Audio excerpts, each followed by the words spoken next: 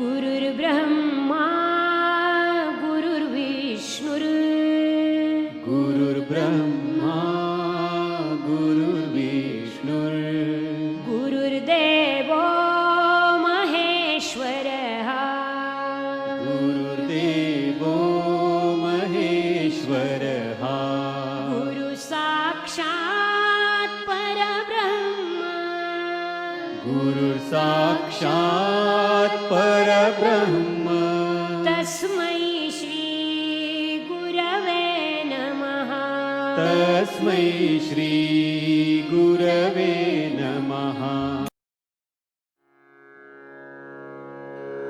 ॐ नमो भगवते वासुदेवाय ॐ नमो भगवते वासुदेवाय ॐ नमो भगवते वासुदेवाय ॐ नमो भगवते वासुदेवाय ॐ नमो भगवते वासुदेवाय वासुदेवाय वासुदेवाय। प्रेम से बोलो श्री कृष्ण भगवान की जय, भोलेनाथ भंडारी की जय, ब्रह्मा जी की जय। एक बार बोल दो ना राधे राधे। मित्रों, जैसा कि आप परिचित हैं, आप जानते हैं, श्री हरि सचित्र श्री भागवत सुधा सागर सुख सागर भगवान वेद व्यास कृत श्रीमद् भागवत 12 स्कंधों की सरल हिंदी व्याख्या श्लोक सहित प्रस्तुत हो रही है।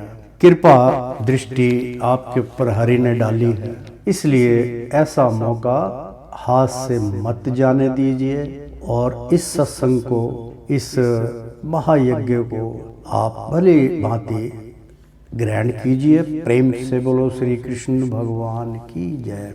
दूसरा अध्याय भागवत कथा का आरंभ हो रहा है, शुरू करने जा रहे हैं। भागवत कथा और भागवत भक्ति का महत्व।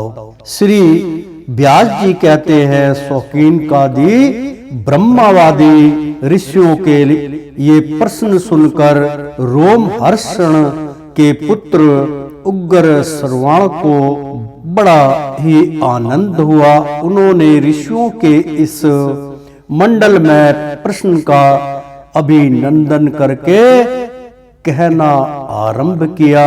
सूत जी ने कहा, जिस समय श्री सुखदेव जी का यज्ञो पवित्र संस्कार भी नहीं हुआ था, सुंतरा लौकिक वैदिक कर्मों की अनुष्ठान का अवसर भी नहीं आया था, उन्हें अकेले ही संन्यास लेने के उद्देश्य से जाते देखकर उनके पिता व्यास जी विरह से कातर होकर पुकारने लगे, बेटा बेटा।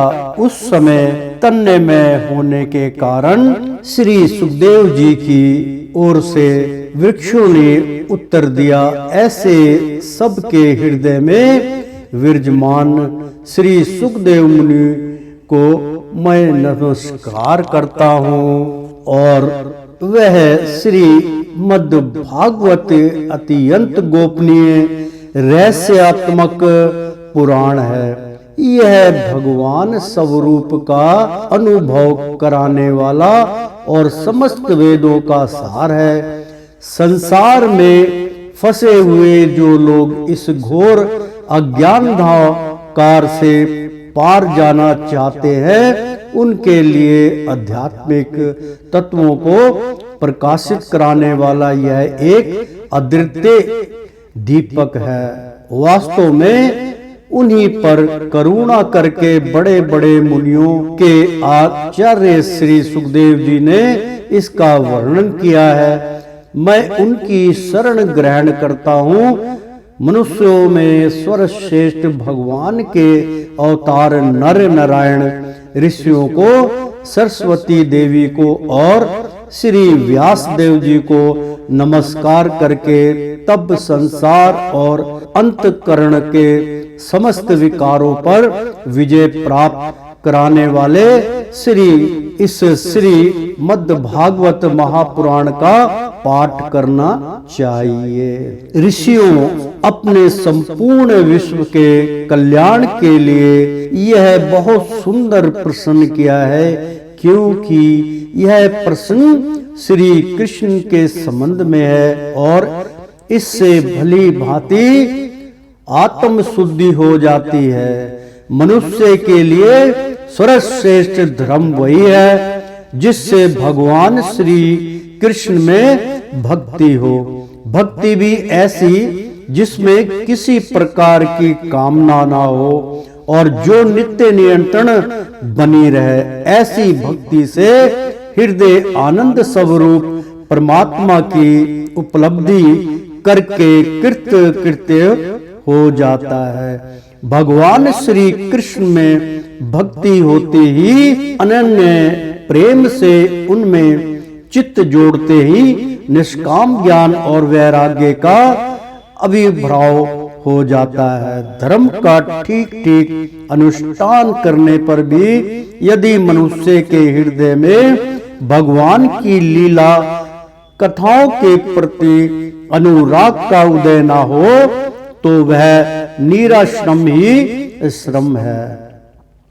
यानी कि अगर आप उसमें भगवान की लीलाओं का अनुराग उदय ना हो तो वह निराश्रम मतलब निराकार चला जाता है। उसका कोई आपको मेहनत करने का कोई आपको फल प्राप्त नहीं होगा। श्रम ही श्रम है। धर्म का फल है मोक्ष। उसकी सार्थकता अर्थ प्राप्ति में नहीं, अर्थ केवल धर्म के लिए है। भोग विलास उसका फल नहीं माना गया है। भोग विलास का फल इंद्रियों को तृप्त करना नहीं है, उसका प्रयोजन है केवल जीवन निर्वाह। जीवन का फल भी तत्व जिज्ञासा है। बहुत कर्म करके स्वर्ग आदि प्राप्त करना उसका फल नहीं है। तत्ववेता लोग ज्ञाता और श्रेय के भेद से रहित अखंड अद्वितीय सच्चिदानंद स्वरूप ज्ञान को ही तत्व कहते हैं। इसी को कोई ब्रह्मा, कोई परमात्मा और कोई भगवान के नाम से पुकारते हैं। श्रद्धालु मुनिजन भागवत स्वर्ण से प्राप्त ज्ञान वैराग्य युक्त भक्ति से अपने हृदय में उस परम मत स्वरूप परमात्मा का अनुभव करते हैं। शौकीन आदि ऋषियों यही कारण है कि अपने अपने वर्ण तथा आश्रम के अनुसार मनुष्य जो धर्म का अनुष्ठान करते हैं उसकी पूर्ण सिद्धि इसी में है कि भगवान प्रसन्न हो। इसलिए एकाग्र मन से भक्ति वत्सल भगवान का ही नित्य निरंतर स्वर्ण कीर्तन ध्यान और आराधन करना चाहिए। कर्मों की गांठ बड़ी कड़ी है। विचारवान पुरुष भगवान के चिंतन की तलवार से उस गांठ को काट डालते हैं। तब भला ऐसा कौन मनुष्य होगा जो भगवान की लीला का कथाओं का और उनकी कथा से प्रेम ना करे। शौकीन आदि ऋषियों पवित्र तीर्थों का सेवन करने से महत्व सेवा तदनंतर श्रवण की इच्छा, फिर श्राद्ध प्रथा, फिर श्रद्धा, तत्पश्चात भागवत कथा में रुचि होती है। ध्यान से सुनिएगा मित्रों। शौकीन आदि जो ये बड़े माने हुए ऋषि थे, ऋषियों ने पवित्र तीर्थों का सेवन करने से महत्व सेवा, तदनंतर स्वर्ण की इच्छा, फिर श्रद्धा, तत्पश्चात भागवत कथा में रुचि होती है। भगवान श्री कृष्ण के यश का स्वर्ण और कीर्तन दोनों पवित्र करने वाले हैं। वे अपनी कथा सुनने वालों के हृदय में आकार स्थित हो जाते हैं और उनकी अशुभ वासनाओं को नष्ट कर देते हैं, क्योंकि वे संतों के नित्य सुहृद हैं। जब श्री मद भागवत अथवा भाव भक्तों की निरंतर सेवन से अशुभ वासनाएं नष्ट हो जाती हैं, तब पवित्र कीर्ति भगवान श्री कृष्ण के प्रति स्थायी प्रेम की प्राप्ति होती है। तब रजोगुण और तमोगुण के भाव काम और लोभ आदि शांत हो जाते हैं और चित्त इनसे रहित होकर सत्वगुण में स्थित एवं निर्मल हो जाता है। इस प्रकार भगवान की प्रेममयी भक्ति से जब संसार की समस्त आसक्तियां मिट जाती हैं, हृदय आनंद से भर जाता है, तब भगवान के तत्व का अनुभव अपने आप हो जाता है। हृदय में आत्म स्वरूप भगवान का साक्षात्कार होते ही हृदय की ग्रंथि टूट जाती है, सारे संदेह मिट जाते हैं और कर्म बंधन क्षीण हो जाता है। इसी से बुद्धिमान लोग नित्य नियंत्रण बड़े आनंद से भगवान श्री कृष्ण के प्रति प्रेम भक्ति करते हैं, जिससे आत्म प्रसाद की प्राप्ति होती है। प्रकृति के 3 गुण हैं, सत्वगुण, रजोगुण और तमोगुण।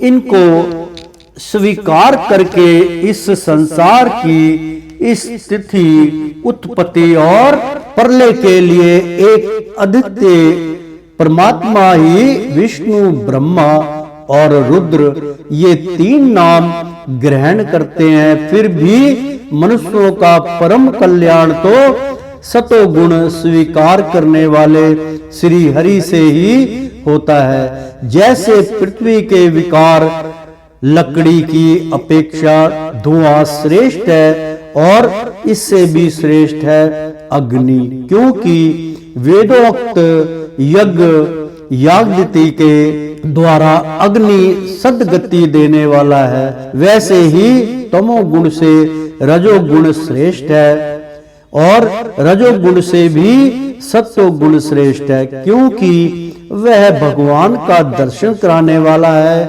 प्राचीन गुण युग में महात्मा लोग अपने कल्याण के लिए विशुद्ध सत्य में भगवान विष्णु की ही आराधना किया करते थे।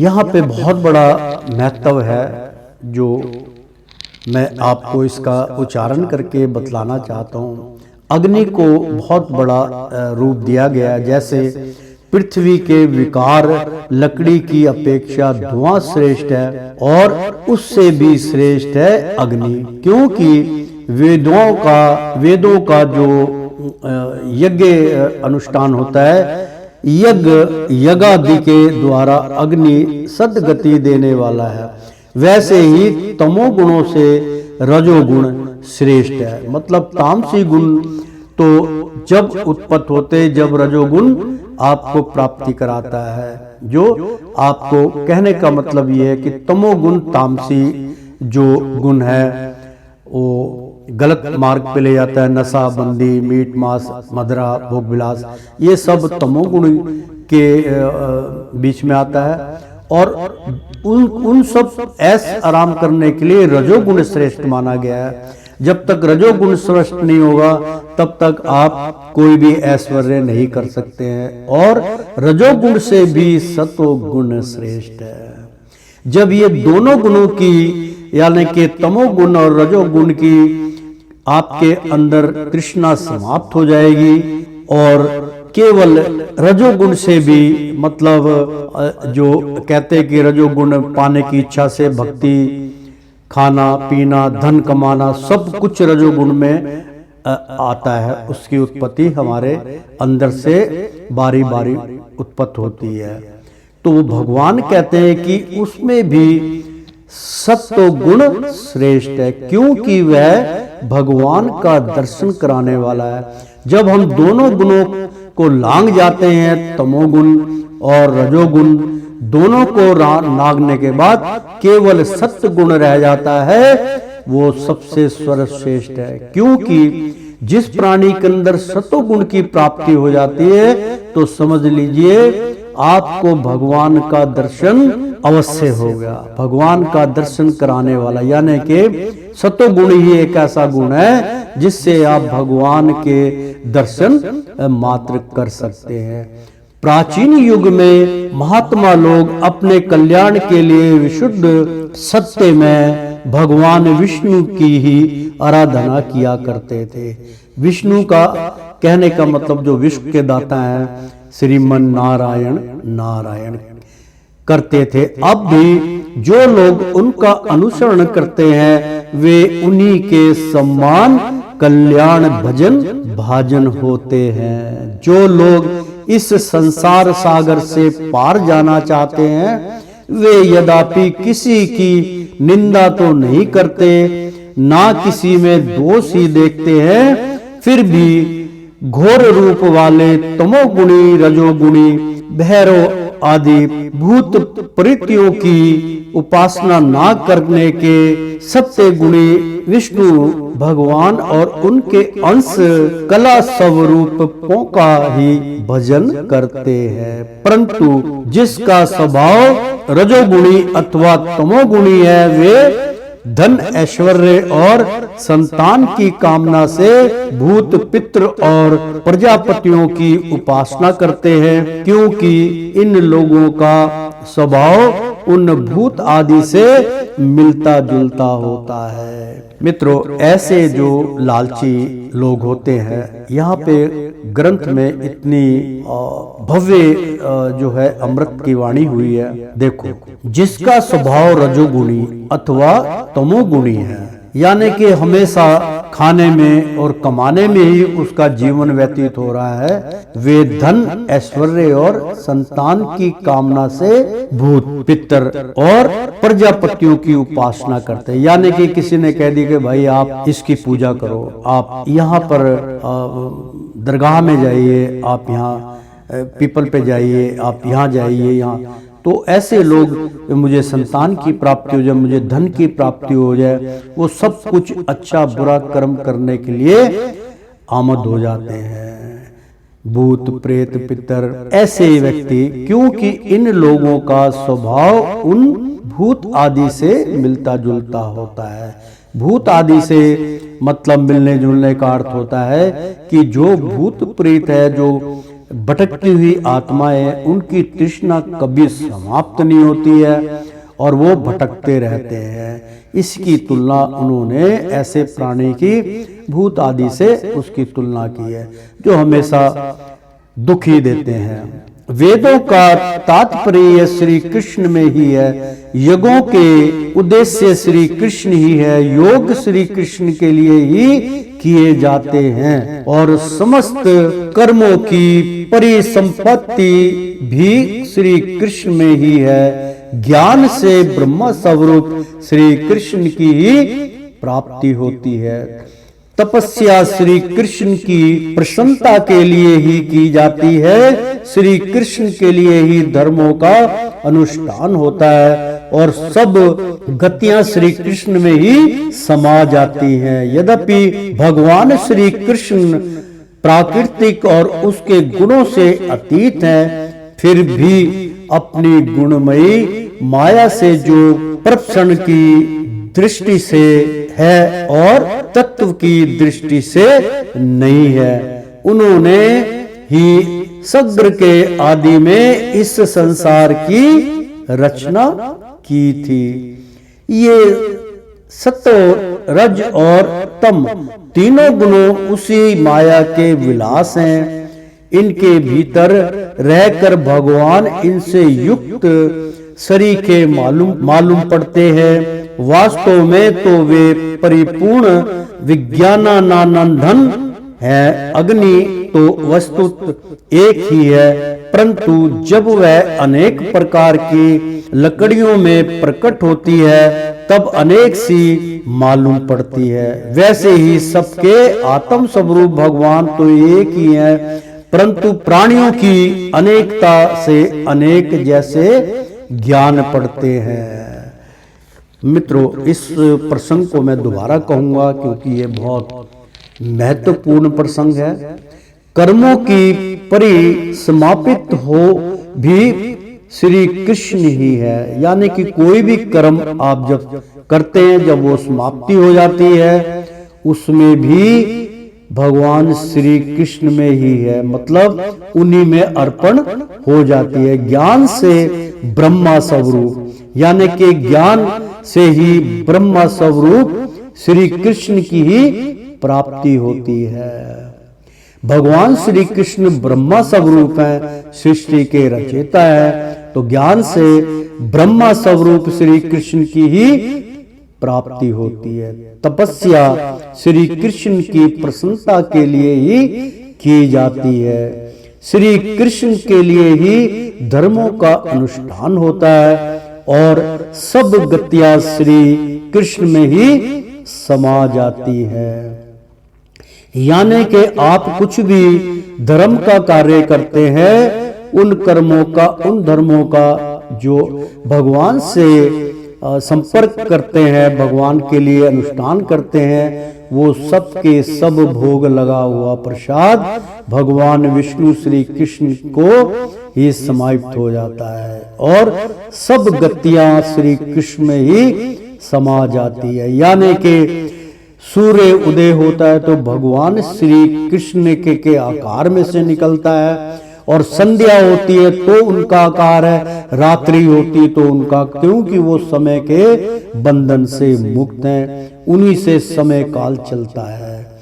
इस बात को आप गांठ बांध लीजिए। यद्यपि भगवान श्री कृष्ण प्राकृतिक और उसके गुणों से अतीत हैं, यानी कि उस गुणों को वो हमेशा ध्यान में रखते हैं, क्योंकि जब कोई सहारा नहीं मिलता तो अतीत का ध्यान रखना पड़ता है। यही बोलना कि यद्यपि भगवान श्री कृष्ण प्राकृतिक, जो प्राकृतिक के गुण हैं, जो प्राकृतिक जैसे रात दिन होती है, समय बदलता है, बारिश आती है, गर्मी होती है, सर्दी होती है, तो प्राकृतिक और उसके गुणों से अतीत, मतलब जो 3 गुण बतलाए गए हैं, तमोगुण, उनसे अतिरिक्त जो भगवान के अंदर 16 कला संपूर्ण गुणों की व्याख्या की गई थी, उससे अतीत है। मतलब श्री कृष्ण प्राकृतिक और उसके गुणों से अतीत है, मतलब उन गुणों से परे है।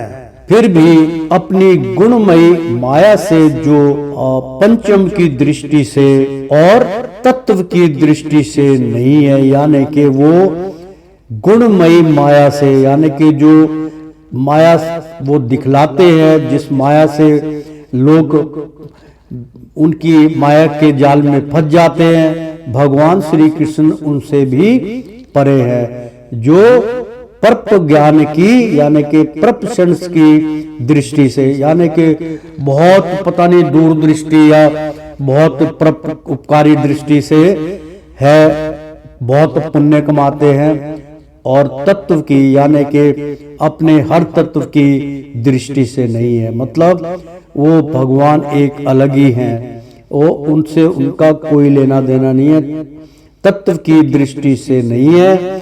उन्होंने ही स्वर्ग के आदि में, यानी कि स्वर्ग जैसे समय में स्वर्ग के आदि में, मतलब जो सतयुग से की बात है, ये आदि में इस संसार की रचना की थी। ये सत्व, रज और तमो गुणों, तीनों गुण उसी माया के विलास है, क्योंकि जब इसकी रचना हुई थी तो तीनों गुणों के अधीन कर दिया था। ये माया के तीनों गुणों की जो माया है उसके आदि है, माया के विलासी है। इनके भीतर रहकर भगवान इनसे युक्त सरीखे मालूम पड़ते हैं, यानी कि तीनों गुण उसी माया के विलास हैं, अधीन है। उनके भीतर रहकर, मतलब भगवान उनके, क्योंकि सतोगुण है उनमें तो भगवान का वास होता है, रहकर भगवान इनसे युक्त सरीखे मालूम पड़ते हैं, मतलब भगवान उनसे बिल्कुल पृथक होते हैं, उनसे युक्त होके भी उनके सब कुछ अलग होता है। वास्तव में तो वे परिपूर्ण विज्ञान नंद घन है, यानी कि विज्ञान उनके सामने कुछ भी नहीं है। विज्ञान आनंद धन, मतलब जो उससे भगवान को पाने का जो धन प्राप्त होता है वो विज्ञान से भी उच्च कोटि का है। अग्नि तो वस्तु एक ही है, अग्नि केवल एक ही है जिससे आदमी का अंत भी होता है, मतलब अग्नि का कोई तोड़ नहीं है। परंतु जब वह अनेक प्रकार की लकड़ियों में प्रकट होती है, यानी कि वृक्ष जो होते हैं फिर उनकी नाना प्रकार की, क्योंकि लकड़ी जो है जलने के लिए होती है मात्र, और जब वो अलग अलग तरीके से प्रकट की जाती है, यानी कि उसके कोई खिलौने बनते हैं, कुर्सी बनती है, मेज बनती है, टेबल बनती है, डेकोरेशन करते हैं, तो प्रकट होती है, अनेक प्रकार की लकड़ियों में प्रकट होती है। वो सब अग्निदेव का कमाल है। तब अनेक सी मालूम पड़ती है। वैसे ही सबके आत्म रूप भगवान तो एक ही है। जिस प्रकार से एक वृक्ष की लकड़ी जो है उसके कितने रूप जब दिखाई देते हैं, औषधि बनती है, छप्पर बनता है, बांस बनता है, और अनेकों मतलब उपकरण उसके बनते हैं जो लकड़ी के होते हैं, और साधन होता है अग्नि का। तब हमें पता चलता है कि इस लकड़ी के अनेकों रूप हैं। वैसे ही सबके आत्म रूप भगवान तो एक ही है, क्योंकि आत्मा का साक्षात्कार संपूर्ण रूप से ईश्वर की प्राप्ति कराता है। वो एक ही है। इस संसार में अनेकों जीव आत्माएं हैं जिसको हम गिन नहीं सकते, अनगिनत हैं। सबके अंदर एक ही आत्मा भगवान का रूप, उनका प्रकाश अंतरकरण में सम्मिलित है, चाहे वो किसी भी प्रजाति का हो। मान लीजिए हमारे चार मतलब जो है धर्म के विशेषज्ञ माने गए हैं, जैसे हिंदू, मुस्लिम, सिख और ईसाई। ये चार धर्म की गणना की जाती है। इन्हीं में से अनेकों धर्म निकले हैं। तो इनकी चार हम जो है, एक हिंदू को, एक मुस्लिम को और एक क्रिश्चियंस को यानी कि ईसाई को और एक सिख को हम तीनों खड़ा कर देते हैं, तो वो एक में से निकले हुए हैं। आने का मार्ग एक है और जाने का मार्ग भी एक है, और तीनों को हम काट के उनके अंदर से दिल निकाल के अलग रख देते हैं। अंदर का सामान सब अलग अलग पृथक पृथक रख देते हैं, ब्लड रख देंगे अलग अलग, और आत्मा का स्वरूप बना के रख देंगे, तो सब एक ही मिलेगा। इसलिए वो कहते हैं जितने मर्जी तुम भक्ति कर लो, वेदना कर लो, जितना मर्जी कर लो, सब मुझ में ही अर्पण है। भगवान तो एक ही है, परंतु प्राणियों की अनेकता से अनेक जैसे ज्ञान पड़ते हैं। मतलब कितने ही प्राणी हैं भाई, ये गौतम ऋषि को मानते हैं, ये जो है अपना कबीर जी को मानते हैं, ये गुरु नानक देव को मानते हैं, ये हनुमान जी को मानते हैं, ये जो है अपना अल्लाह को मानते हैं, और ये अपना खुदा बाप को मानते हैं।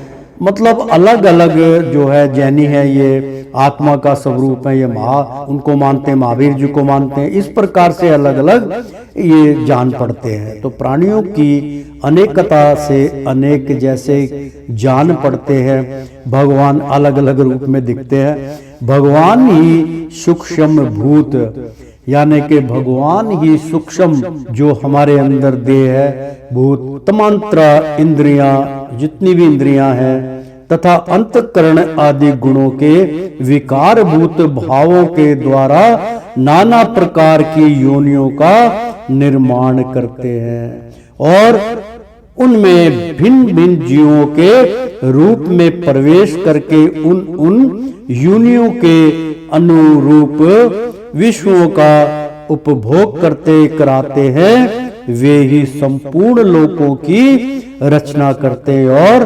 देवता, पशु, पक्षी, मनुष्य आदि योनियों में लीला अवतार ग्रहण करके सत्य गुण के द्वारा जीवों का पालन पोषण करते हैं। मित्रों, मैं इसका एक बारी उच्चारण करके बतला देता हूँ, क्योंकि कई बार नहीं समझ में आता।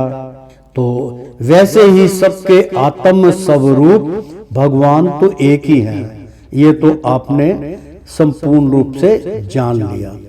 परंतु प्राणियों की अनेकता, मतलब प्राणों के अंदर अनेकों किस्म के मतलब भटक रही है आत्मा, कोई कहीं जा रही है, कोई कहीं जा रही है, कोई कहीं जा रही है। अनेक आत्मा से अनेक जैसे जान पड़ते हैं, मतलब वस्त्र चेंज कर लिए हैं, दाढ़ी रख ली है, मूछ नहीं है, हम कहते हैं मुस्लिम भाई है, और क्रिश्चियन है, गले में क्रॉस डाल लिया है और वाइट कपड़े पहन लिए और टाई लगा ली है, हम कहते हैं ये क्रिश्चियन है, और धोती पहन ली है, ऊपर से भगवा वस्त्र डाल लिया, हम कहते हैं ये हिंदू पंडित है। तो और पगड़ी बांध ली है, पगड़ी बांध के दाढ़ी मूछ रखी हुई है, इंटेलिजेंट रखते हैं और अच्छे रखते हैं, वो हम कहते हैं वे सरदार जी हैं।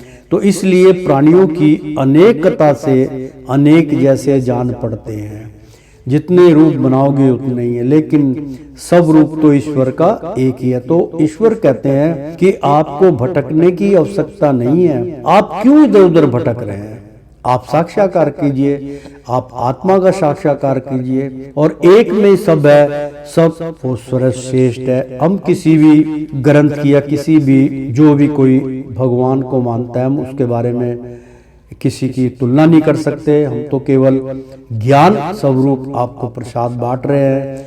तो भगवान स्वयं इस संसार के अंदर प्रमाण की आवश्यकता नहीं है, भगवान श्री कृष्ण ही विष्णु नारायण है। परंतु प्राणियों के अनेकता से अनेक जान पड़ते हैं। भगवान ही सूक्ष्म यानी कि सुतल दे और सूक्ष्म दे, भगवान ही सूक्ष्म भूत, भूत का मतलब होता है भूतकाल नहीं होता, भूत का मतलब होता है जो अदृश्य है, जो सूक्ष्म है, जो एक परछाई है, जो आपको देख सकती है, आप उनको नहीं देख सकते हैं, वो बोलना चाहेगी तो आप सुन नहीं सकते हैं, उनमें सारी शक्तियां हीन होती है। तो भगवान ही सूक्ष्म भूत तमात्रा इंद्रिया, मतलब तमाम इंद्रियों का तथा अंतरकरण आदि गुणों के विकार भूत भावों के, मतलब जो हमारे अंदर विकार भरे हुए हैं, हम कभी भटक जाते हैं गुणों के कारण, कभी इधर बुराई करते हैं, ईर्षा बैर भाव, कभी हमारा ये कार्य नहीं हो रहा, मैं बड़ा दुखी हूं। तो विकार भूत यानी कि उस जो बनावटी है, आपने उसको देखा तो नहीं, दुख क्या होता है आपने देखा तो नहीं ना।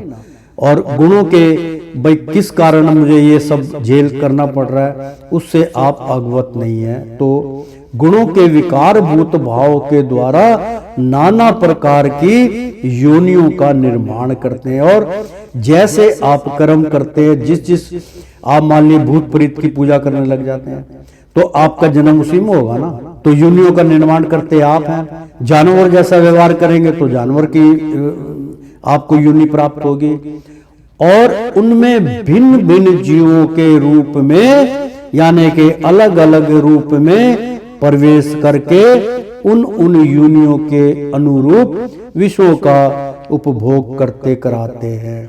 यानी कि कई बार हम लोग जानवर जैसी हरकत करते हैं, आप खुद देख लीजिए, अपनी गिरबान पकड़ लीजिए, मैं भी पकड़ लेता हूँ, मैं तो वाचक हूं फिर भी मैं पकड़ता हूं कि ऐसे कई बार हमारे से जबरदस्ती किसी ने कुछ बोल दिया, क्रोधित हो गए, उसको 4 गाली निकाल दी, तो यार एक अनजान आदमी है, जैसे स्वांग होता है, जैसे कुत्ता होता है, पृथक आदमी को देख के भूखने लग जाता है, तो उसका स्वभाव है।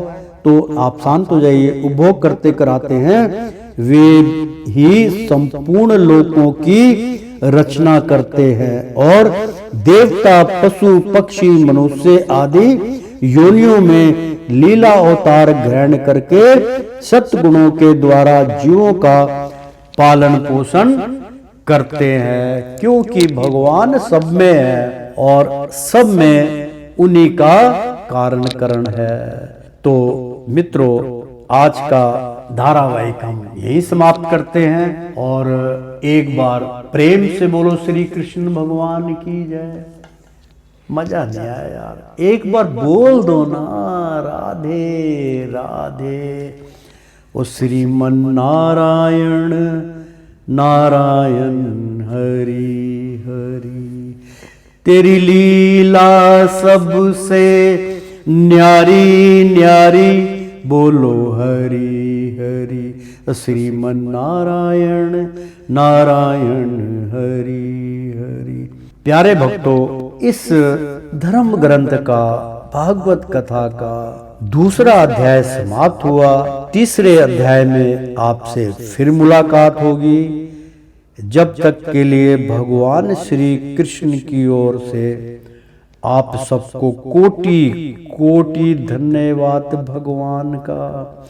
मैं सबकी ओर से भगवान से धन्यवाद करता हूँ। तो प्रेम से बोलो श्री नारायण नारायण। नारद जी की जय, भगवान श्री कृष्ण भगवान की जय, राधा रानी की जय, समस्त देवताओं की जय।